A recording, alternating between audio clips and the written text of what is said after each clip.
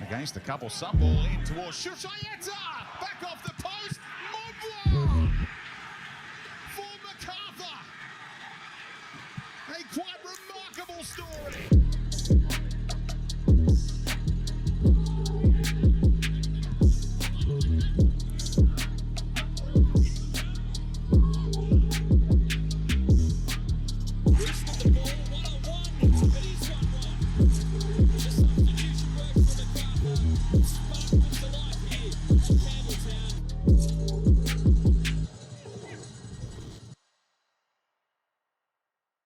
Well, hello again and welcome to Bull Banter, the only podcast focusing on the MacArthur Bulls, the A-League and all things football. I'm joined here, as always, with my brother Daniel. How are you today? I'm doing pretty good. You know, Merseyside derby, Liverpool getting up 4-1, absolutely dominating the league. Yeah, funny you mentioned about that. I had to confiscate a phone in my class. Watching it? Yeah, watching Merseyside derby. Surely you just chucked it up on the screen for them. No. It was 4 minutes left. And it was already 4-1. I'm like, there's no comeback. There's no more goals going to be scored. It's wrapped up. They're like, fair. Yeah. But yeah, what a week to be a Bulls fan. Yeah, it's gone from crisis mode to jubilation. It definitely wasn't what I was expecting this week. I know we tend to, go on the negative side a little bit. And when we looked at the lineup, it was a little bit like, oh, fuck, we could be in for it here. But Ante knows what he's doing, obviously, and a bit of magic, maybe a bit of luck even going our way, and we've run away with a victory. We now own Kogarah, so pretty fucking good. Add it to the list of places we own. That's right. But even on the podcast last week, I thought we were a bit ambitious, saying to all. Yeah, upon reflection, like I was walking into the game thinking, can we really even score 2 goals against Sydney? Can we keep them out? Can we keep them less than 2 goals? Yeah. But apparently we can. Clean sheet. Sydney weren't really at the races, were they? No, they were awful in front of goal. I think it's been a theme for them this season, actually. They can't get that clear, open opportunity. It's just a lot of half chances for them. And yeah, we made them struggle. Yeah, we really made them work for it. And even when they could get it into the final third, there was no clear-cut opportunity. It was just them working it down the wing, and with the tall timber we had in the box, and also some really good defensive midfielder work from Charles Mambwa, tracking back all the time. You never felt it was really a threat. Kurtov was solid. There was a couple of times where, maybe he could have held the ball, but, overall, pretty happy with everyone's performance. And it's what Ante wanted. I saw the post-match press conference, and he was talking about how he's had to try and fit all the personnel in. Obviously, we've had a lot of turnover. But he was talking about how we'd shipped 17 goals in pre-season, which is not a good way to start your season at all. Yeah. So he's had to transition to that sort of back 3 or back 5 system, whatever you want to call it. I think it ends up realistically being a back 3 because our wing backs only come back if there's that overlapping right or left back on the other side. When you see it like on the weekend where, we're 1-0 up, it's, the second half we're playing to not concede. So definitely. It's sort of, in that back 5, it's one person going out to the ball, and then it's pretty much just 4 centre backs because everyone's just slotting in into the gap, which it did the job. Yeah, you got to play it in the conditions, and we didn't expect to have it all our own way against Sydney. They are a quality side. There were large portions of the game where they had possession, and we sort of just let them have it in non-dangerous areas. But when it was being advanced, we were right onto them. I think there was some excellent midfield work, as I said before, about Charles Mambwa. He won it at the edge of the penalty box several times and just got us out of trouble.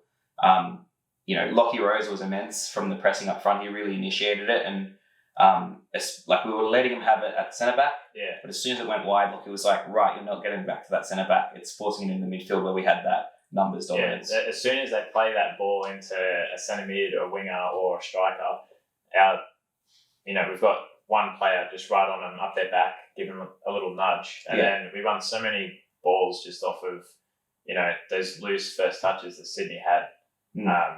Moody, especially on Kemp's over, that's a tough ask for him. Yeah.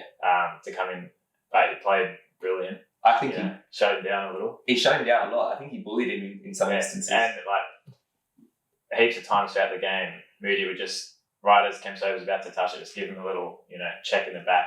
Yeah. put him off balance, and then that's when Charles and Tommy Orr are able to get on the ball and then quickly find De Silva or De Villa. Yeah. And that's how we want to be playing. Absolutely. And I was surprised. We actually went away from our slow possessive style. Obviously, we did it when we had to, and the boys needed a breather when we wanted to recycle the ball and keep it. But we were much more alive to the transition. We said so many times the released ball from, especially De Villa. I know that Lockie scored the goal and he was, really great across the park. But for me, De Villa was our man of the match. Every time we had the ball, he was holding on to it. He'd draw a foul. He was almost never dispossessed. Yeah. Almost never gave the ball away. He's the kind of guy you want on the ball when we're moving from that defence into attack. And he released a couple of, good opportunities or good counters. And if we had been a bit more ambitious, maybe we could have played those balls in a little earlier and were away. But yeah, we certainly looked calmer in defence than I've probably ever seen us. Oh yeah, for sure. For some reason, it just looked like we had so much confidence. I think when you're 1-0 up, you sort of get that boost anyway. But even before the goal, it was really back and forth. And then once Lockie Rose scores yet another goal, we'll talk about that soon. But the goal just really let us settle and say okay, well, we don't have to rush anything now. We can just play our game. And then we saw it with, usually some games our centre backs are a little bit suspect in terms of distribution, but Uzkok, I thought, was good. Shuznia was, doing what he usually does, able to progress it. They weren't holding onto it for too long and getting dispossessed or anything. They were able to, spread the ball nice and wide to Moody or Craig Noon. Craig Noon played brilliant as well. Yeah. Might I add. Yeah, solid. And, it's just, we looked so much more confident than Sydney out there, which is odd to say. You know what I think it was? I don't think Lafondra was especially pressing hard. Yeah. And even when he did, it wasn't necessarily met by Cam Sober or others coming up because we had the numbers advantage in the midfield. They're waiting for that ball to come in. Jovanovic only has to look up and go, I've got space I can go into. Cool. And then you've got Najar and Noon who are pushing high and wide, sucking the likes of Cam Sober and others back, and then they can just drop back in and receive it at feet. Because they're in a 4-4-2, and our formation just goes up perfectly against it because every single space to occupy is taken by us. We've got someone everywhere. I watched the replay. I don't know if you noticed this, Daniel, but every time it went into the midfield or even out wide for Sydney, anytime they advanced it across halfway, it was almost like we had two people to every one person they could pass to. Yeah. And it wasn't necessarily we were closely marking them. Of course, certain players like Ninkovic were marshalled really well. But it was we'll let you take your first touch, but after that, you're turning around and you're going back. We're not going to let you advance the ball. So I think as a whole team defensive performance, probably one of the best we've ever done. And it's really promising signs because, early in pre-season, with all the results that were coming through, you're thinking, are we actually going to be able to keep a clean sheet this season? Yeah. Shipping 3 and 4 each match. And even against Wellington, there was, some shakiness. But I think we can probably discount that to, the change of schedule. It's just it was a good result, as we talked about last week. It was a good result to get after everything that happened. Even Curto, he was only out of quarantine for a few days and then he got food poisoning and he still played. He's already given a lot to the club. Yeah. And he did it again in this game. The amount of times where there'd be, because Sydney, they're great at getting it into those positions where they can put the threatening ball in, but then they just can't find anyone. Yeah. In the box. But there's a lot of times where it's a 50-50 for Curto, and a lot of times he couldn't catch it, or you think maybe he should have, but he's at least slapped it into the right area, away from any Sydney players, and then we're able to clear it and then hit him with counter. So he's doing terrific, I think. Yeah, he's going great guns. I wanted to ask you about Tommy Orr in centre mid. We sort of smashed him on the pod last week about not being able to find a pass, but I think he stuck to his job really well. Didn't stand out or nothing, but did his job well enough.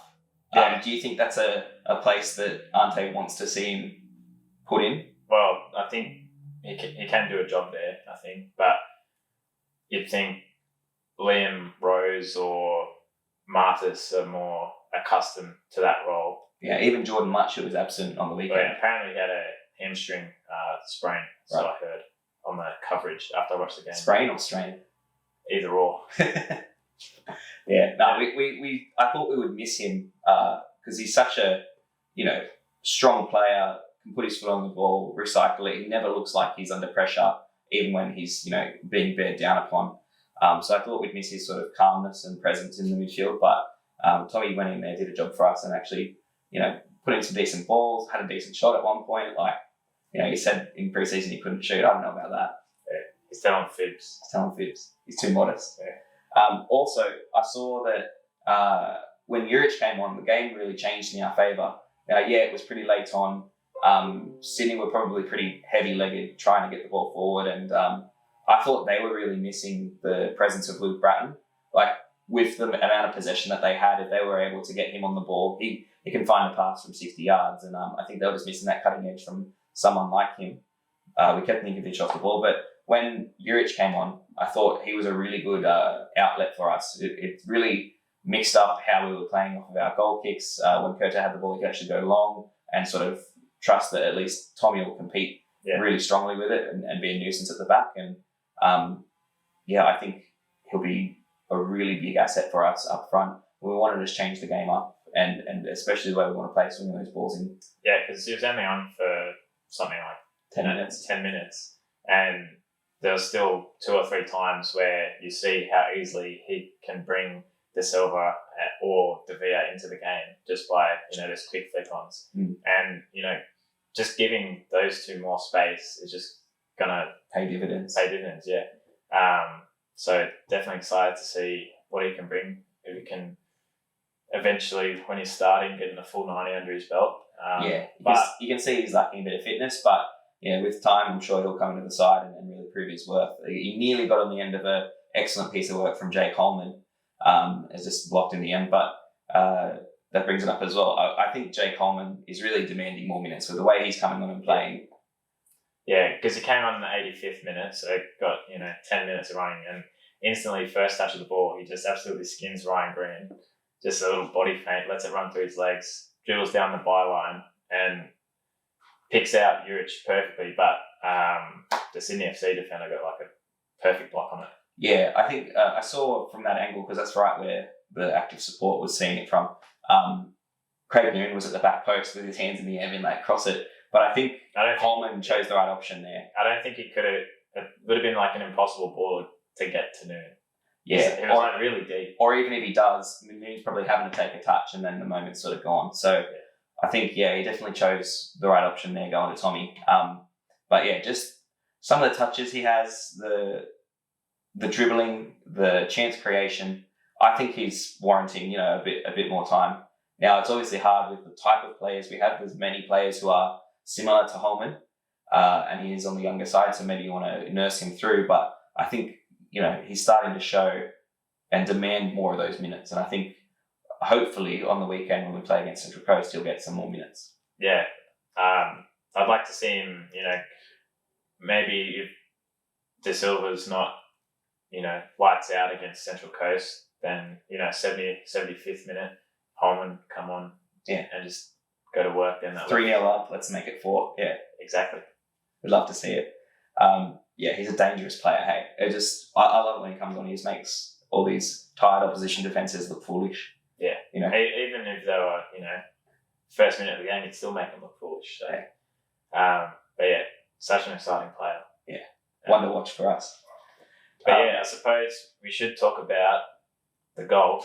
Yeah, definitely. We did win 1-0, in case you've been living under a rock in Campbelltown.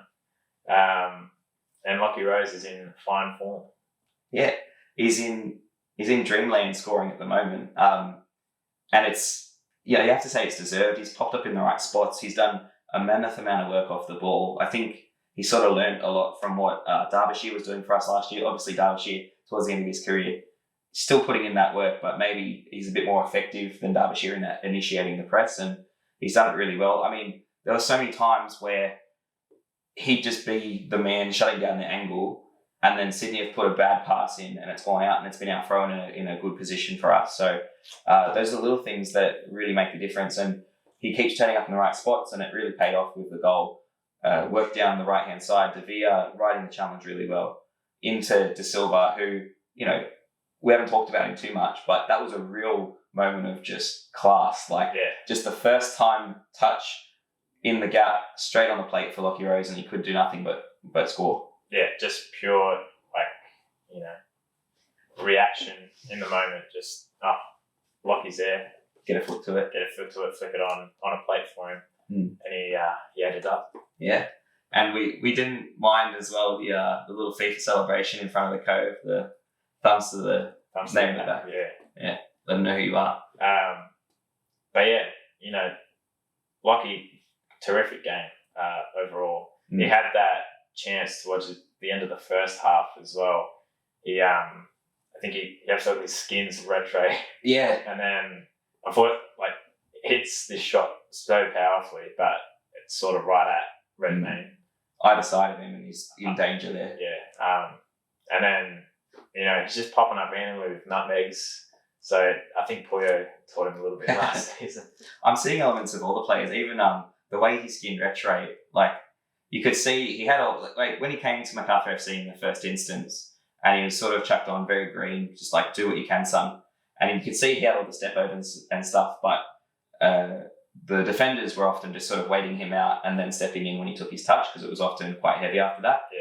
But I see a touch of the Societas about him where he's able to, feint, step over, take the right touch when he's made the other player go. He's just added that little something to his game, and it's not going to come off every single time, but we love to see him try it. And when it comes off, it looks brilliant, and he's definitely one who's on fire for us at the moment. Yeah, I think even in Juric's full fitness right now, it'd be hard to displace him in the side. Well, yeah, he scored 4 in 3 games, hasn't he? Yeah, so that's form. You don't take that player off. Exactly, and we still have Al Hassan Toure. Yeah, chilling on the bench. Chilling at the beach. If those three are just fighting pure competition, we're going to get a lot of goals out of those guys this season, I think. Yeah, I would be surprised if Al Hassan wasn't at least on the bench on the weekend. I think he might get some minutes, particularly if we're in a good position, we're up. Obviously, he joined the club a little bit later on in pre-season, and maybe we don't know what the story is. He could be still fighting for fitness or whatnot, but on his day, he's a very dangerous player and someone we could really craft into a real attacking threat. But of course, we got a dearth of attackers, and it's really up to the defence. And we actually added to our defensive stocks in the midweek with the announcement of Adrian Mariappa, who was previously a free agent, but of course made 216 appearances for Watford across the Premier League and the Championship. He signed for them as a 9-year-old, played till he was 25 with them. Jamaican international. International. I think he played in the recent World Cup qualifiers he as did. well. So. Yeah. Rubbing shoulders with Traore. Yeah. Oh no, is it Traore or Antonio? Antonio, yeah.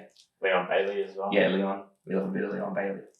But no, Mariappa, he's done it all really in terms of world football. Had stints as well with Reading and Crystal Palace and also Bristol City. And now 33 years old. He was let go.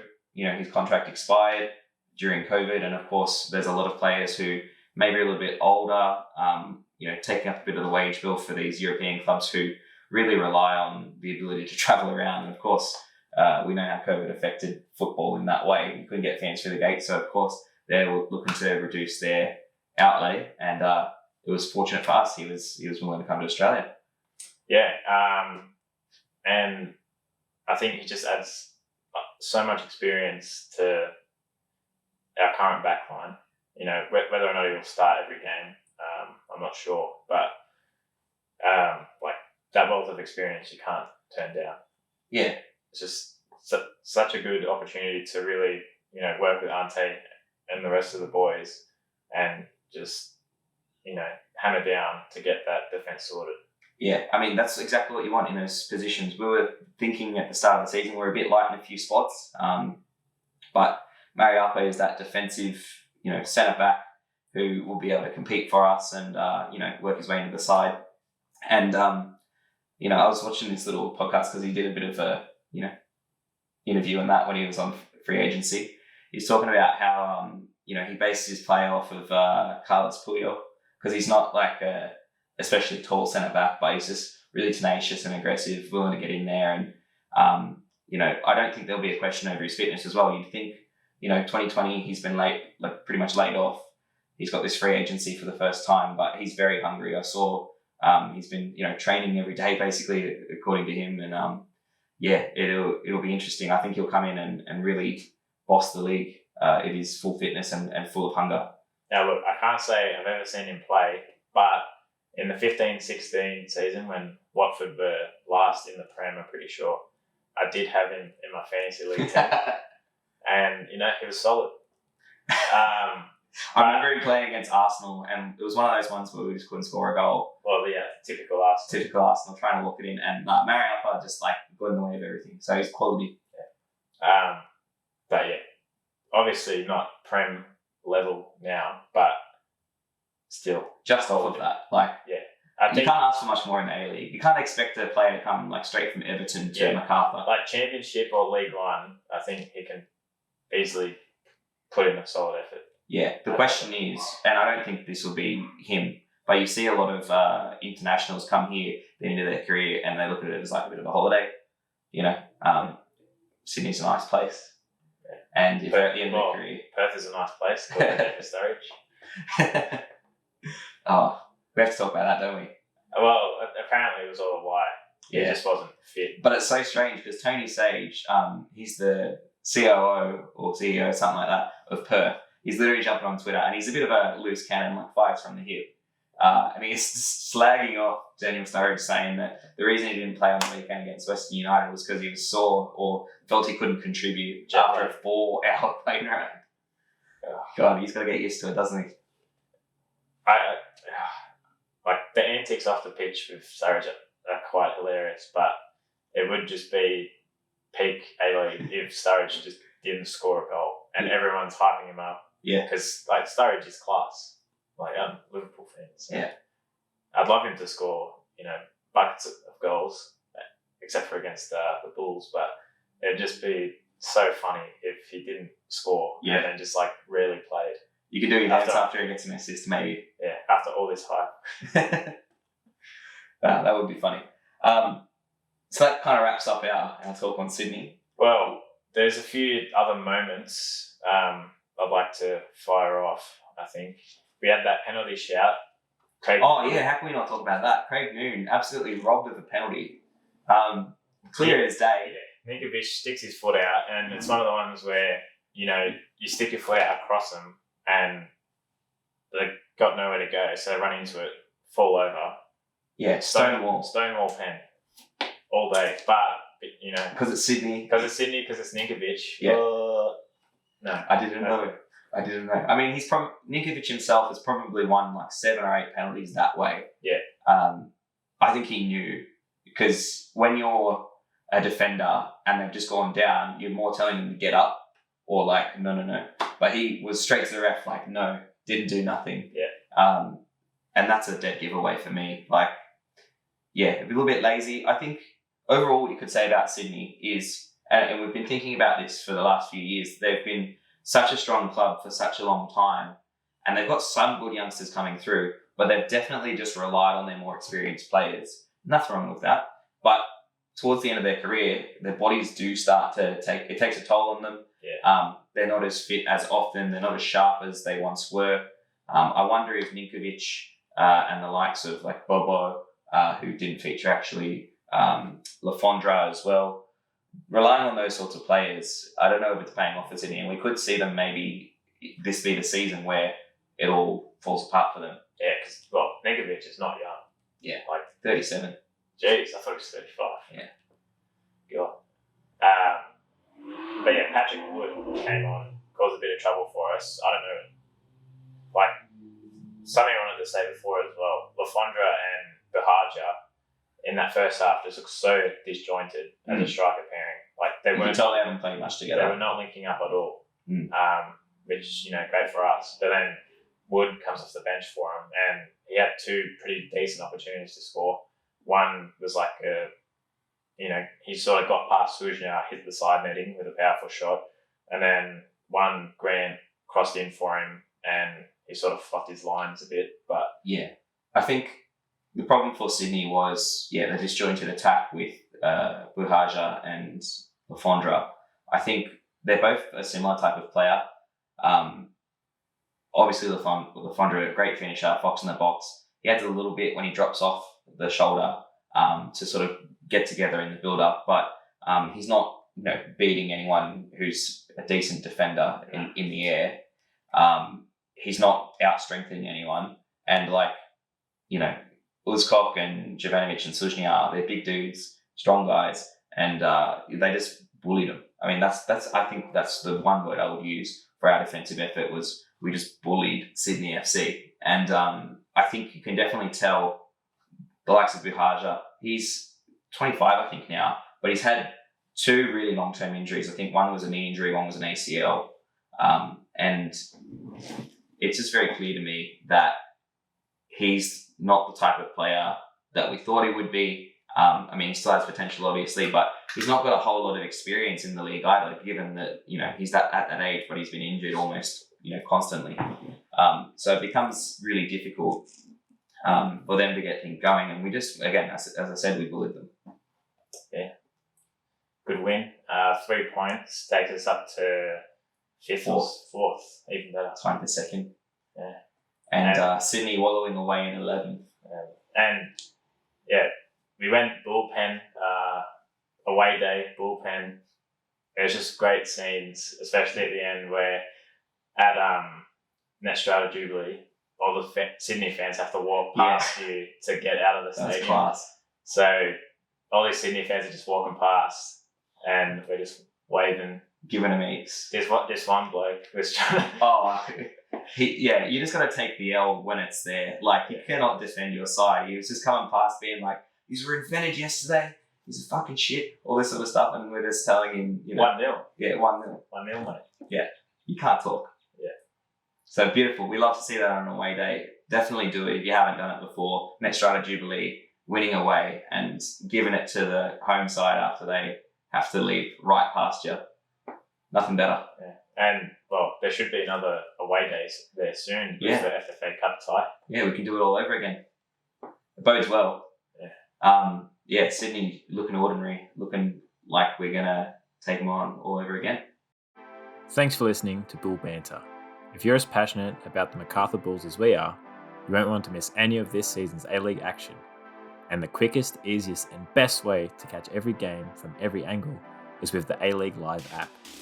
Search for A-League Live or Sportsmate in the app or Google Play stores today. And enjoy the rest of this week's episode.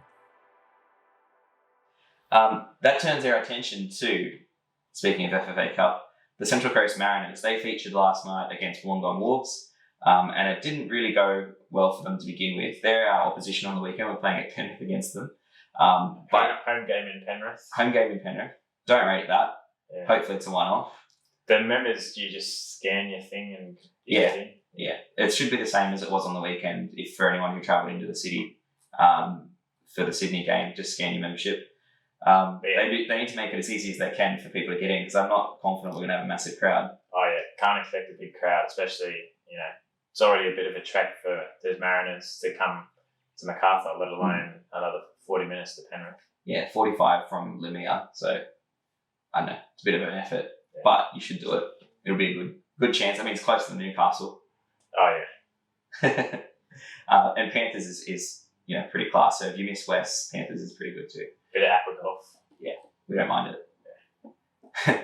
But Central Coast Mariners up against the Wollongong Wolves on Wednesday night, and it really didn't start well for them. There was a bit of a fracas in the box.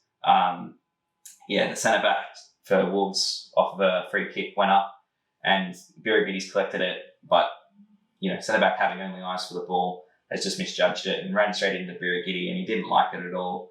While the guy was still on the ground, he's bowled the ball away and just given him a shoulder, and the rest picked that up, and they've sent him off for it and given Wollongong a penalty. So Lachlan Scott, who was getting called as Lockie Rose for the first 20 minutes of the game. Was he actually? Yeah, he was. Was it Mariners fans G'ing him up? No, it was the commentator just fucking up. Oh my god. Yeah. I mean, it's not what you like, but he got corrected by Daniel Georgievski. He's like, I think that's Lachlan Scott. Yeah, it isn't. Lachlan Scott's actually a pretty top player. He was, yeah. I mean, he was a bit young. I think that he got thrown out there a bit too early when he was there with Western Sydney. But, he's decent. He scored a goal at Campbelltown Stadium against Newcastle Jets, so he's not awful. And he was captaining the side for Wollongong last night. Decent crowd for a mid-week fixture. They got 2,100 and something out there. And they made plenty of noise, but it wasn't to be for the Wolves. Despite the red card, and I thought it was a pretty dodgy situation, dodgy decision from the ref, definitely influenced by the home crowd. There's a bit of push and shove. There's nothing too bad about it. I think you give a yellow and maybe a pen, but to send him off was a bit harsh in my opinion. But Birigidi was happy about it. They subbed off an on-field player, and Yaron Souza came on for Central Coast, and it brings up a question. I'm actually not sure about it. Do FFA Cup cards carry over in the league? I think if you're running a genuine competition, they should. Yeah, you'd hope so. Yeah. If they want to take themselves legitimately, then yeah. I wouldn't be surprised if APL hadn't thought about that, because it hasn't really happened yet. Yeah, that wouldn't surprise me at all. Yeah, PK League. But either way, we get Yaron Souza, who's, I think he's come from Turkey or somewhere, so he's not like terrible, but second string keeper for the Mariners, so maybe a bit of nerves there, particularly if the Bulls supporters get nice and rowdy. Or we get to boo Birigidi again, and we get to undermine his goal kicks and make him kick him over the sideline again. So either way, it works for us. Yeah, I just hope at Penrith that is the stands close to the pitch there, or somewhat. I mean, it's a decent NRL stadium. It's not going to be great for active support. Like, you're going to be stuck in the corner again. But yeah, it's a decent little ground. It's like, it's not a very steep pitch. Yeah. Of the stands. Like, you're going to be, if you're up the back in the middle, you're going to be a fair way away from the pitch. But it'll be a good little occasion. Chance to go somewhere different. Visit New South Wales. You can't go overseas, so what can you do? Go to Penrith. Hit up some pubs for the game. Yeah. Get a bit rowdy. Yeah, we love it. But no, Central Coast, they ended up overcoming the Wollongong Wolves. I think Wollongong's only been training for the last 5 weeks or so. Obviously, COVID affected their season just like it did the Northbridge Bulls. It'll be good next year when there's a unaffected pre-season for these NPL sides, and yeah, we can get a fair assessment of them in the cup, because they've done pretty well so far. Like the bigger sides like Sydney Olympic and Wollongong last night, they've sort of bring it to these A-League teams. Yeah, and Wollongong, it's no secret they have ambitions of being an A-League side as well when we do the next expansion. I don't think that they've necessarily got the same sort of financial backing as we do. I think that's the main sticking point with them, but it'd be a good little thing to have in the league. I think that'd actually end up, over time, being our main derby. Remember, I think it was last year, or maybe 2 or 3 years ago, actually. They were trying to sign Ronaldinho for a one-game contract. Yeah, because they were playing against Sydney FC in the cup. Yeah. Didn't happen. Imagine. Yeah. I want to live in that reality. No COVID. Yeah, that's the same reality where Federici scored an overhead bicycle. Yeah. We'll be there one day. Yeah, one day. We'll get him back for one game. Get up there. But no, so yeah, fucking Central Coast Mariners defeated Wollongong Wolves 2-1. I mean, at the very start of the game, after that 1-0 going up against the Mariners, the Wolves were really up for it, fighting, winning the 50-50s, getting under the skin. There was a few niggly challenges going in, and it really unnerved the Mariners, it looked like, for a while. But as the course of the game went on, you just saw the Mariners' quality, as an A-League side, just overshine the NPL, NPL winners in 2019, Wollongong Wolves. Yeah. I think that is very much lacked fitness. There was a few, tired challenges and just moments where the guys looked like they were running in quicksand against the A-League opposition. And to be fair to Central Coast, Marcus Serena, when he came on, he was in a few really good positions and just couldn't finish it.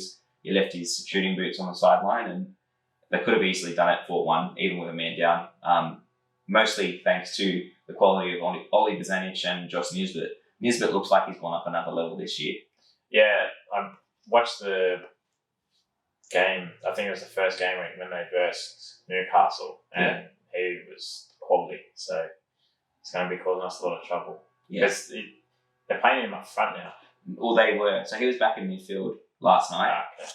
But I mean, it tells you all you need to know about that kind of player. If he's a central midfielder, you can play him up front. He's not winning any balls in the air, and he still is diminutive and getting in behind, scoring goals. Tells you all you need to know. And one thing I noticed a lot, especially Central Coast's first goal last night, Nisbet was able to sort of drift in to the box quite a lot late on. And if you cast your mind back to the first home game at Campbelltown, that's exactly what he did. He put it on a platter for Daniel De Silva after ghosting in, getting it at the back post, take it to the byline, and then the cross in, and De Silva buried it. So we've really got to watch him, and I think you stick someone like Charles Mamba on him, it'll be all right. Or you could put much on him and he'll just bully him. Yeah, I think it's still a tough ask. It'll be tough to, keep him as motionless as Sydney FC's attacking for a but he's one to watch for sure. Yeah, he's quality. So as well as that, Orenia went on, and I don't think the intention from Nick Montgomery, Central Coast coach, was to bring Orenia on. I think he wanted to stick with the young lads that were up there. But he had to late on because they still hadn't equalised by like the 60th minute. I don't think Orenia was meant to play, and he looked a little bit, out of sorts. He was a bit pissed off to be on there. So maybe he's a bit short of a gallop as well, and that could sort of figure in for us as well on the weekend. I don't think that Titans will necessarily carry over to Sunday, but there are a few players who did 90 minutes there where we didn't have to, and maybe that could fixture into how we'll end up playing. I really hope on the weekend we'll take it to them. We have to treat it seriously like we would Sydney FC, because Central Coast aren't the Central Coast of old. They're not just a banter club that we can roll up, take the piss, and take 3 points. We're going to have to take it to them because they've got a lot of fight about them. Yeah, but I don't think they're the same Central Coast of last season. True. Well, the first half of last season, where they're just running riot, scoring goals left, right, and centre. Yeah. But it's going to be a tough ask. It's going to be another very physical game, I think, and I think we're going to pick up a lot more yellow cards yet again. There'll come a point where there'll be like 3 game weeks where each one of our centre backs is just out because they've accumulated too many yellows. And that's why we have Mariappa. There we go. Ante, thinking ahead, playing 4-dimensional chess. Always one step ahead. That's right. I just hope that we keep another clean sheet. I think it's really huge for our confidence that we're able to just, say, we've got the right platform. That'll give the boys up front a bit more confidence because they can take those risks that, you need to take to be able to break defences down. Yeah. If they can go, if I lose this ball, I'm not going to have to worry like it's going to go down the other end and score, and that eventually it's going to be traced back to me. Like if we can get Jova, Sush, and Uskok working well together, right? The boys in front of them will do the business for them. Question I have as well is where our goals going to come from. We've scored 2 from 2 games. It's good, but it's not great. And they both come courtesy of Lockie Rose, who is on fire, but we want to start seeing those goals being shared around a bit. Yeah. I think you can sort of discount the Wellington game. Like, we didn't create much there, obviously, but I think realistically we could have scored 3 from open play on a different day, because you can cast your mind back to, I think it was a free kick from De Villa. It just lands in the box. It finds Uskok, who hits it. Yeah. It falls to Shushna, who has a swing at it, and then it falls to Jovanovic, who doesn't get much behind it and goes right to the keeper. Yeah. If that ball doesn't fall to our 3 centre backs, it's probably maybe it's in the back of the net. Yeah. But after the Sydney game, I'm confident we'll be able to create more clear goal scoring chances. Yeah, me too. Who do you think is going to score the goals? Do you think we'll score more than 1? And ultimately, what is your prediction? I'm feeling a 2-1, I think. MacArthur win. I feel like it would be rude to say that Lockie Rose isn't going to score. So I think Lockie Rose will get 1 in the first half. And then I reckon Villa can get on the score sheet. I think we've said it both weeks. Yeah. He's going to get on the score sheet, but I mean it this time. I mean, it's time. He's gonna score one, and then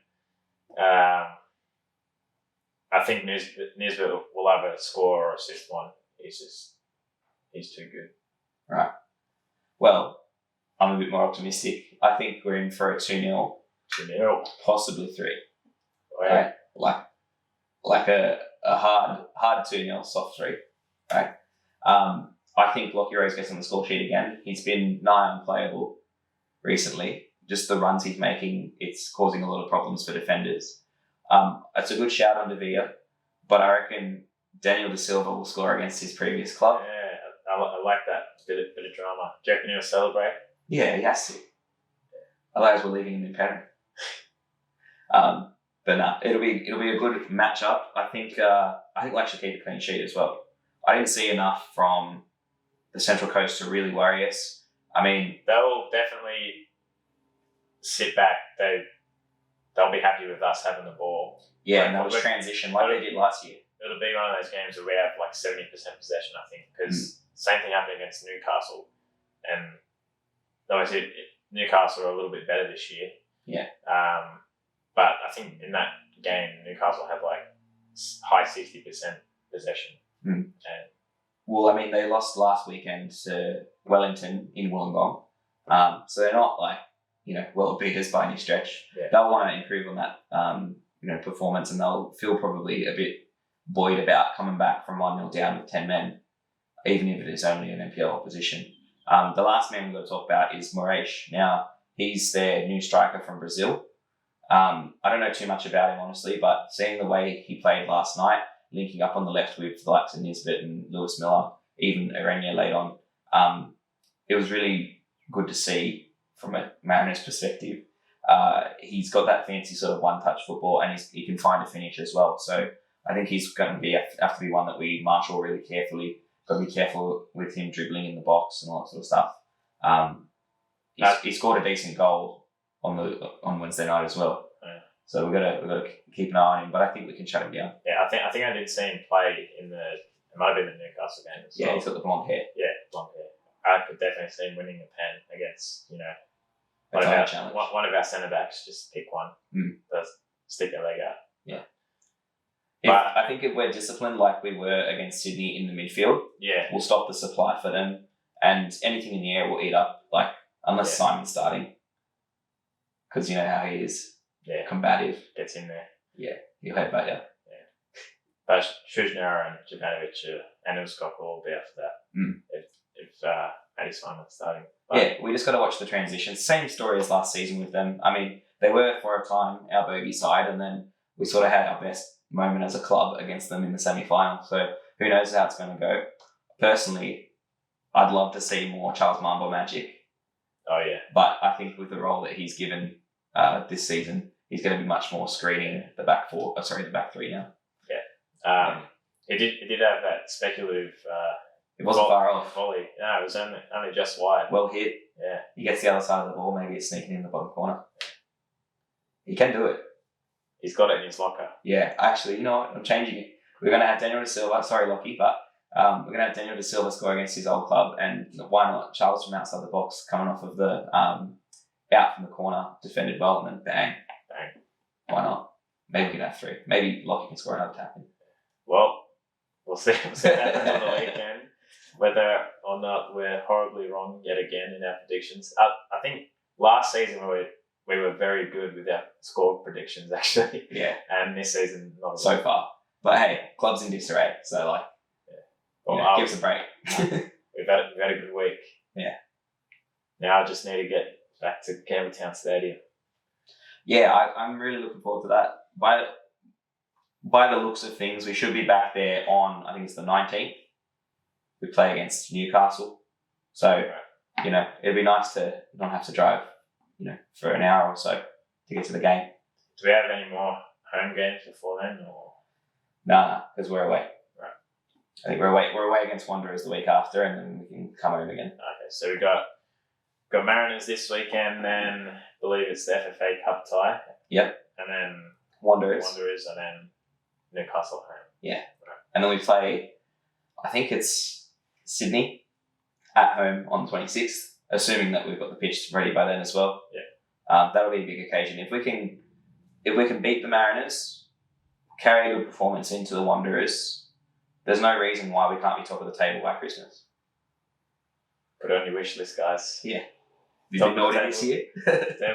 Top of the table for Christmas. Yeah. That's what I'm. The only present I want to unwrap. It's another Lucky Rose goal. Yeah. Oh. And that's a shocking way to end the episode. I'm sorry. Yeah. Looking forward, I think we're in with a chance. Maybe, like, you'd expect a tough one against Wanderers, like maybe a draw. I could see happening there. But then Newcastle, depending on their day, could be a win for us, or maybe a draw there as well. Yeah. So ideally, undefeated, at the very least, undefeated going into Christmas. That's what we want to see. Yeah. It'd be good. The Invincibles. Yeah, why not? I mean, isn't that the old saying? If you're top at Christmas, you've done half, like 3/4 of the job. Not when the league starts. Starts in like November, I don't think. You just got to believe, lads. It's football, isn't it? Yeah. Well, thank you so much for tuning in to another Bull Banter episode. We hope you like the stuff that we put out for you. Make sure that you like and subscribe, share it around. We've got a massive response from last week's episode, so let's keep building, let's keep it going, and of course, as always, go you Bulls.